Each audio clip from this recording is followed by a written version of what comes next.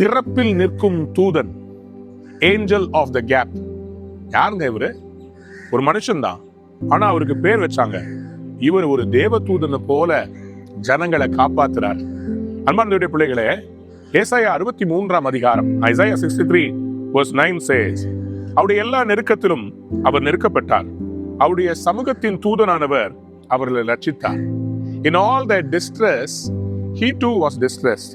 The angel of the Lord saved them. The angel of the Lord. அன்பார்ந்த பிள்ளைகளே, ஆண்டவர் சில நேரத்துல நம்மளை காப்பாற்றுவதற்காக சில தேவ தூதர்கள் போல சில மனிதர்களை வைப்பார். அவர்கள் மூலமாய் நம்முடைய வாழ்க்கையில பேசுவார். ஆஸ்திரேலியாவுல புகழ்பெற்ற ஒரு இடம் இருந்தது. அந்த இடத்துல நிறைய பேர் வந்து தற்கொலை பண்ணி மரிப்பாங்க. டான் ரிச்சி என்ற ஒரு மனிதர் அதே மலையில இருந்தாரு. அந்த மலையில இருந்து அவருக்கு ஒரு தகவல் கிடைச்சது, அவருடைய வீட்டு பின்பக்கத்துல இருக்கிற அந்த இடத்துலதான் நிறைய பேரு தற்கொலை செய்து கொண்டார்கள். காதல் தோல்வியினாலே, வாழ்க்கையில் ஏற்பட்ட நஷ்டங்களாலே தோல்வி அடைந்தவர்கள் அதிகமாக குதித்து தற்கொலை பண்ணுவது தன்னுடைய வீட்டின் பின்புறம். He understood that the suicide point was just behind his backyard. அவருடைய ஒரு தந்திரம் இருந்தது. அங்க யாராவது வந்து நின்று அப்படியே இயற்கையை பாக்குற மாதிரி வருவாங்க. அவருக்கு தெரியும் உங்க குதிக்க போறாங்கன்னு. சோ மெதுவா கேட்பாராம், வாட்ஸ் யுவர் நேம்? உங்க பேர் என்ன? அவங்க சொல்லுவாங்க, ஒரு பேரை சொல்லுவாங்க. சொன்ன உடனே அவங்ககிட்ட மெதுவா பேச்சு கொடுக்க ஆரம்பிச்சு சொல்லுவாராம், ஒரு டீ குடிக்க வரீங்களா அப்படின்னு வீட்டுக்கு கூப்பிடுவாராம். உள்ள வந்த உடனே டீயும் வாமான குக்கீஸ், நல்ல சூப்பரான குக்கீஸையும் டீயும் கொடுத்த உடனேயே அதை குடிக்கும் போதே அவங்க தங்க வாழ்க்கையின் பிரச்சனைகளை சொல்லுவாங்களாம். அவர்களோடு இவர் பேசுவார். கடவுள் நிச்சயமா உன் வாழ்க்கையை மாத்துவார், உன் வாழ்க்கையை நஷ்டப்படுத்திக்காதுன்னு சொல்லி 150 பேரை காப்பாத்திருக்கிறாருன்னு அவர் சொல்றாரு.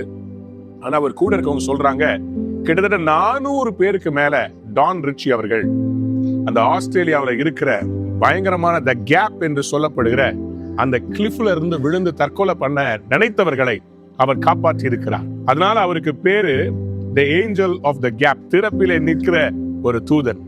அன்பார்ந்த பிள்ளைகளே, இன்னைக்கு நாம் மற்றவருடைய வாழ்க்கையிலே காப்பாற்றுகிறதற்காக ஏதாவது செய்யறோமா? மற்றவங்க எவ்வளவோ பேர் இன்னைக்கு உபத்திரவத்துல வாழ்றாங்க, கண்ணீர்ல வாழ்றாங்க. அவர்களுக்கு நீங்க எடுக்கிற ஒரு சின்ன ஸ்டெப்பு அவங்க வாழ்க்கையவே மாற்றும். நான் கடவுள் எனக்கு கொடுத்த பாடல் வரத்தை யூஸ் பண்றேன். காத்திருப்பேன்ற பாடலை பாடும்போது அநேக வாலிபர்கள் அவங்க லைஃப்ல அச்சீவ் பண்ண முடியாம வெயிட் பண்றவங்க, தற்கொலை எண்ணத்தோடு இருந்தவங்க, அவங்க அதை விட்டுட்டு கடவுள் பிள்ளையா மாறி இருக்கிறாங்க. இன்னும் துதிப்பேன்ற பாட்டை நான் ரிலீஸ் பண்ணும்போது கரெக்டா கோவிட் டைம். அப்போ அநேகம் பேர் அவர்கள் ஹாஸ்பிட்டல்ல மூச்சு திணறிட்டு இருக்கும் போது 2வது சரணத்துல என் கல்லறையின் கல்லை புரட்டிடுவேர், என்னை மறுபடியும் உயிர் எழுப்பிடுவீர் அப்படின்ற அந்த பகுதி வரும்போது அவங்களுக்குள்ள விசுவாசம் வந்து ஆண்டவர் நோக்கி கதறி இருக்கிறாங்க.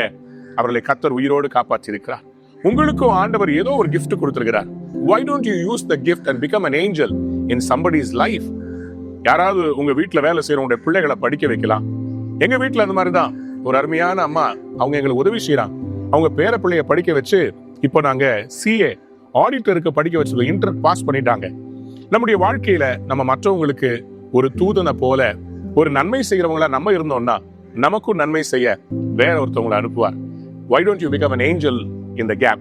மற்றவங்களுக்கு உதவி செய்யறவங்களுக்கு கடவுள் உதவி செய்வார். ஆண்டவர் இன்றைக்கு அவருடைய தூதனை அனுப்பி உங்களை ரட்சிக்க போகிறார். You are going to meet Jesus Christ. எதற்காக அவர் சிலுவையிலே மத்திய ஆகாயத்தை தொங்கினார் தெரியுமா? உங்களுக்காக, எனக்காக. இறைவனாகி அவர் வானத்துக்கு பூமிக்கு நடுவுல மரித்து நமக்காக பிராயச்சித்தம் செலுத்தினார். தன்னுடைய சொந்த ரத்தத்தை கொடுத்தார். பிதா கிட்ட நமக்காக பரிந்து பேசுகிறார்.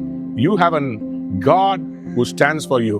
இன்னைக்கு நீங்களும் மற்றவர்களுக்காக நிற்பீங்க, கடவுள் உங்களுக்காக நிற்பார். நீங்கள் ஆசீர்வதிக்கப்பட்டவர்களாக இருப்பீர்கள், மற்றவர்களுக்கு ஆசீர்வாதமாக இருப்பீங்க.